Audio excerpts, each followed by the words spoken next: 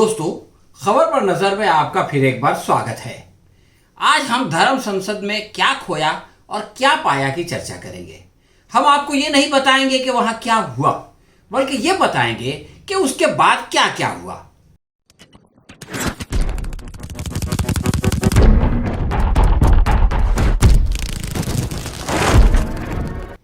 दोस्तों, धर्म संसद को 2 हफ्ते गुजर चुके हैं, इसलिए अब इस प्रश्न पर विचार करने का सही समय आ गया है कि इस हंगामा से हिंदुत्ववादियों ने क्या खोया और क्या पाया।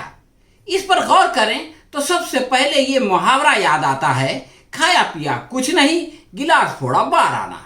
इस संसद का मुख्य उद्देश्य मुसलमानों को डराना था, लेकिन जब मुसलमानों ने हरिद्वार में प्रदर्शन करके चैलेंज किया कि हम यहाँ मौजूद हैं, किसी में हिम्मत है तो आए और हमारा नरसंहार करे, तो सारे कागजी शेर दुबक कर बैठ गए, क्योंकि उन्हें अपने उद्देश्य की प्राप्ति के लिए प्रभाकरण या भिंडारन वाले का इंतजार है। न वो आएगा और न उनका सपना साकार होगा। अगर आपको विश्वास ना हो रहा हो तो ये वीडियो देखें जो उत्तराखंड के पुलिस हेडक्वार्टर के सामने देहरादून में बनाई गई है। तो मैं अर्ज कर रहा था कि उसने धर्म संसद के अंदर मुसलमानों का कत्लेआम करने की धमकी। यहाँ पर हम जमा हो चुके हैं। कहाँ तुम्हारे टेक्निकल हथियार, कहाँ तुम्हारे कीमियाई हथियार? आज लेकर तो अल्लाह की कसम पीट गई, सीने आसिने सीने।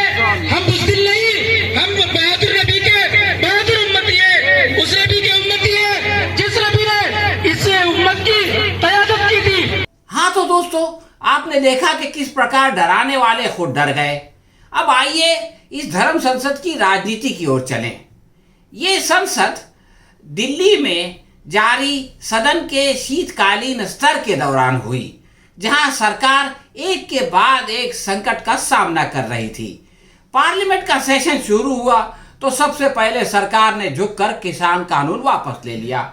दूसरे हफ्ते में अमित शाह ने नागालैंड में होने वाली फायरिंग में अपनी गलती को मान्य कर लिया। तीसरे हफ्ते में अयोध्या से एक और जमीन घोटाले की खबर आई और सरकार की किरकिरी हो गई। इस पर सरकार को इन तमाम मुद्दों की तरफ से ध्यान भटकाने के लिए एक और जबरदस्त मुद्दे की जरूरत थी, और ये काम इस धर्म संसद ने कर दिया। यानी एक ऐसा मुद्दा उपलब्ध कर दिया कि जिसकी वजह से जनता का ध्यान सरकार की ओर से और असल संसद में उसकी नाकामी की ओर से हट गया। इस धर्म संसद की वीडियो जैसे जैसे वायरल हुई, हंगामा बढ़ता चला गया। इसका विरोध समाज के हर तबके ने किया। इनमें हिंदू धर्म के संत महात्मा भी शामिल हैं। महानिर्वाणी अखाड़े के महंत रविंद्र पुरी ने धर्म संसद को जो है वो गैर जिम्मेदाराना करार दिया और इसको धर्म के लिए नुकसानदेह बताया। श्री महंत रविंद्र पुरी ने यह भी कहा कि मैं धर्म संसद में शामिल नहीं था, मैं ऐसे प्रोग्रामों से दूर रहता हूँ। इसमें जिस अंदाज में गाली गलौज की गई है वो उचित नहीं है। इस तरह की बयानबाजी बिल्कुल ठीक नहीं है।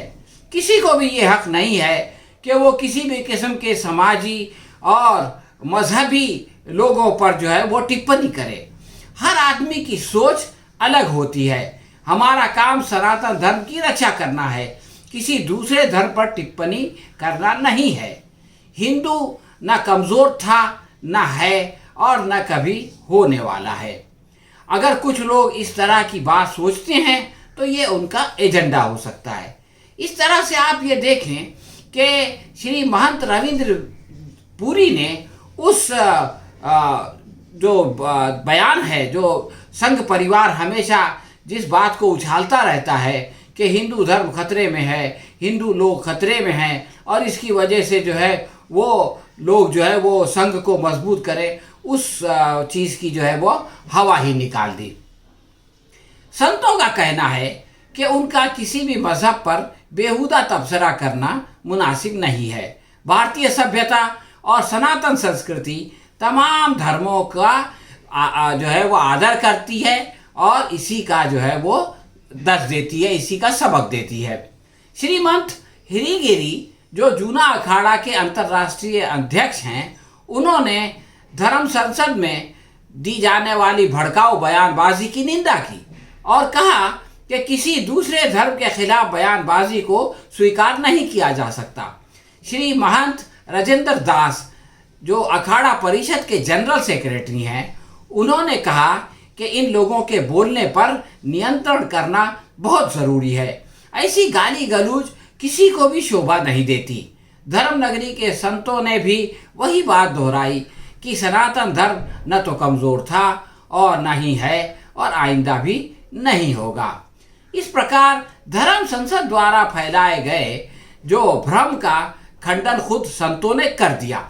लेकिन अफसोस की बात यह है कि ये सारी वीडियोस जो है वो वायरल नहीं हुई और इस धर्म संसद में जो नफरत का जहर फैलाया गया वो जो है वो पूरे समाज में फैल गया। अब अगर कोई सोचता है कि ये तो सारे नकली संत थे, यानी जिसको संघ परिवार स्यूडो संत कहता है, और असल धर्मगुरु तो संघ परिवार में है, तो विश्व हिंदू परिषद के कार्यकारी अध्यक्ष का वक्तव्य भी देख लीजिए। वीएचपी के अध्यक्ष आलोक कुमार ने कहा कि 80 के दशक में हमने धर्म संसद का आयोजन किया था, जिसमें देश भर से साधु संतों को शामिल किया गया था। इसके बाद भी इस तरह की संसद हुई, मगर कुछ लोगों यानी चंद लोगों या संतों के सम्मेलन को धर्म संसद नहीं किया जा सकता। यानी एक प्रकार से उन्होंने ये जो कुछ भी हरिद्वार में हुआ है उसको धर्म संसद मानने से ही इनकार कर दिया। लेकिन वो आगे बोले कि इसके बावजूद, यानी जो कुछ भी वहाँ हुआ है, इसके बावजूद हम किसी भी स्थिति में किसी धर्म समुदाय या समाज के खिलाफ किसी वक्तव्य का समर्थन नहीं करते।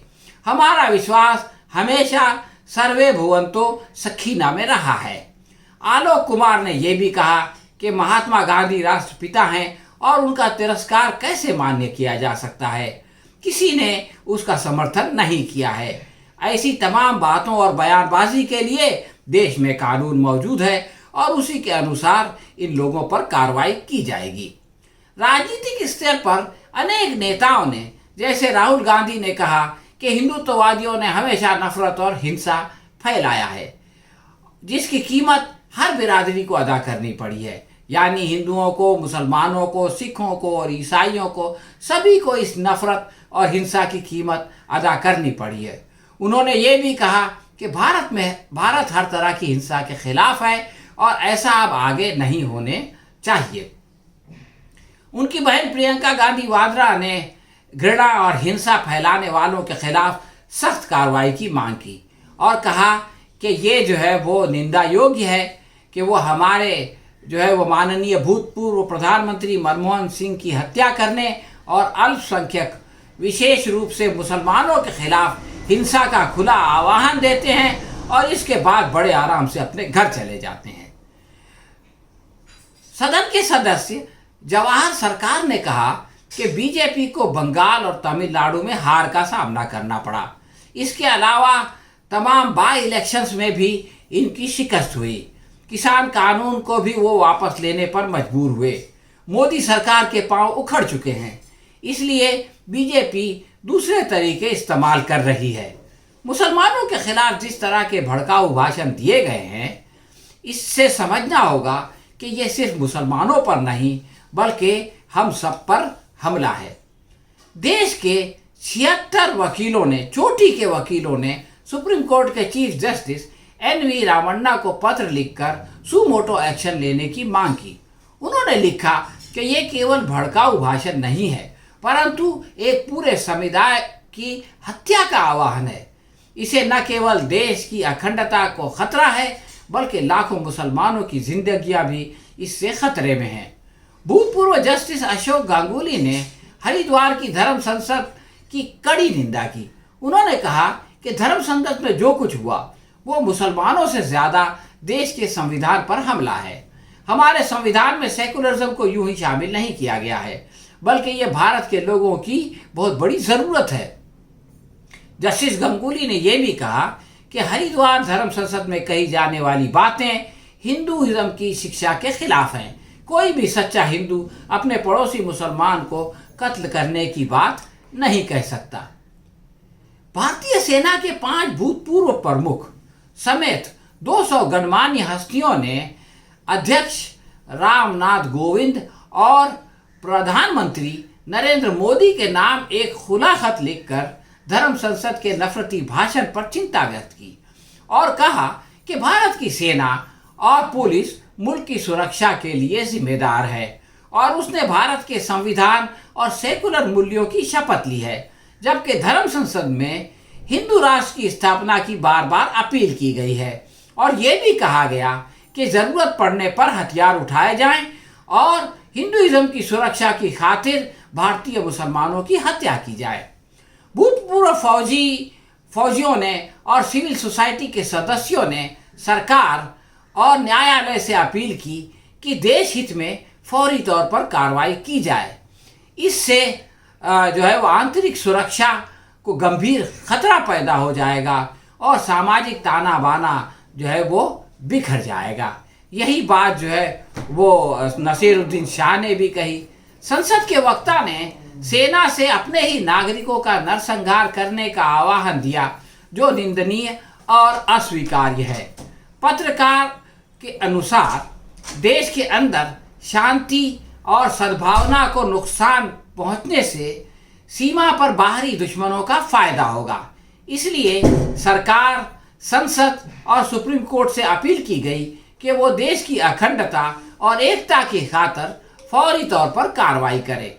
इसके बावजूद मोदी जी मौनी बाबा बने हुए हैं और अमित शाह के ट्विटर की चिड़िया गूंगी हो गई है।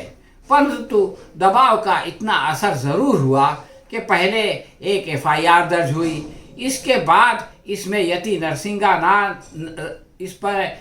नरसिंहानंद जैसे लोगों का नाम शामिल किया गया और फिर उन पर 125A की कड़ी धारा भी लगाई गई। अब तो एक एसआईटी का भी गठन कर दिया गया है और जो है वो इस की जांच कर रही है और आश्वासन दिया जा रहा है कि जो लोग इसमें दोषी पाए जाएंगे उन सबको जो है वो जेल भेज दिया जाएगा। देखिए, ये सब जो इतने दिनों के बाद हुआ, अगर ये शुरू में हो जाता, यानी जैसे ही ये धर्म संसद पूरी हुई और जैसे ही ये भड़काऊ भाषण जो है वो लोगों के सामने आए, अगर उसी समय इन लोगों को जो है वो गिरफ्तार कर लिया जाता, इन लोगों को जेल भेज दिया जाता, तो ना पाकिस्तान को भारत के दूत को बुलाकर अपना विरोध जताने का अवसर मिलता और ना सारी दुनिया में देश की जो है वो बदनामी होती। लेकिन आपने तो सुना ही होगा कि लातों के भूत जो है वो बातों से नहीं मानते। हाँ तो दोस्तों, ये थी हमारी आज की समीक्षा। आपको कैसी लगी कमेंट बॉक्स में लिखकर बताएं। अगर आपको पसंद आई हो तो इसे लाइक या शेयर करें। हम बहुत जल्द किसी नए विषय के साथ आपकी सेवा में फिर उपस्थित होंगे। तब तक के लिए आज्ञा दीजिए। धन्यवाद।